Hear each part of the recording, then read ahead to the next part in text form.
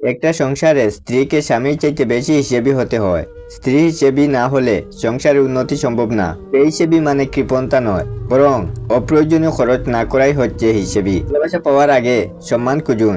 যেখানে সম্মান নেই সেখানে ভালোবাসা থাকে না। প্রিয় মানুষটাকে কখনো বুঝাতে পারিনি কতটা ভালোবাসি, কিন্তু সে এটা বুঝেছে কতটা খারাপ আমি। যে তোমার অনুভূতি বুঝে না তার কাছে অভিযোগ করাটা বেকার। রাগ তার উপর করা উচিত যার উপর বিশ্বাস আছে যে সে রাগ ভাঙাবে। সম্পর্ক যদি মন থেকে হয় ভাঙতে চাইলেও ভাঙবে না। সম্পর্ক যদি স্বার্থ দিয়ে হয় জুড়তে চাইলেও জুড়বে না। মানুষ এখন মিথ্যাকে বিশ্বাস করে, কারণ সত্যটা এখন প্রমাণ করতে হয়। যা পেয়েছো তা হারিয়ে যেতে দিও না। যা হারিয়েছো তা ফিরে পেতে চেও না। আর যা পাওনি ভেবে নিও তা কখনোই তোমার ছিল না। গ্যালারি গেটে বন্ধুদের পুরনো ছবিগুলো দেখতে ভাল লাগে, কারণ বন্ধুগুলো পাল্টে গেলেও ছবিগুলো পাল্টায় না। আপনি যখন একা হয়ে যাবেন তখন আপনার পাশে থাকার মতো মানুষ হাজার খুঁজলেও পাবেন না। আপনার একাকিত্ব আপনাকে একাই বহন করতে হবে।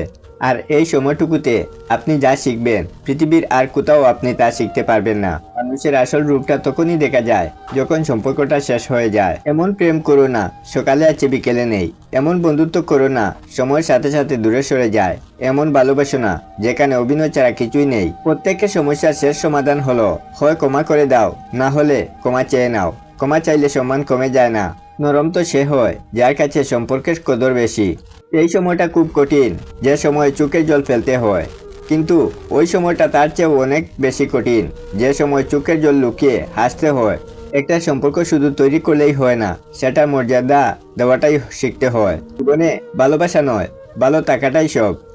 কেউ ভালোবাসা পেয়ে ভালো থাকে, কেউ ভালোবেসে ভালো থাকে, কেউ কষ্ট পেয়ে ভালো থাকে, কেউ কষ্ট দিয়েও ভালো থাকে, কেউ মুখে হাসি নিয়ে ভালো থাকে, কেউ চোখে জল নিয়ে ভালো থাকে।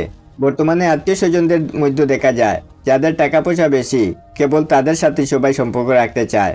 যারা প্রতিশোধ নিয়ে নেয় তাদেরকে ভয় করার দরকার নেই, ভয় তাদেরকেই করা উচিত যারা প্রতিশোধ না নিয়ে ভগবানের উপর ছেড়ে দেয়। কারো প্রিয় হওয়ার জন্য আমি কখনো মিথ্যা প্রশংসা করিনি। ঠকতে ঠকতে বোকা মানুষটিও বুঝতে শিখে যায় কে তার ভালো চায় এবং কে তাকে ব্যবহার করেছে।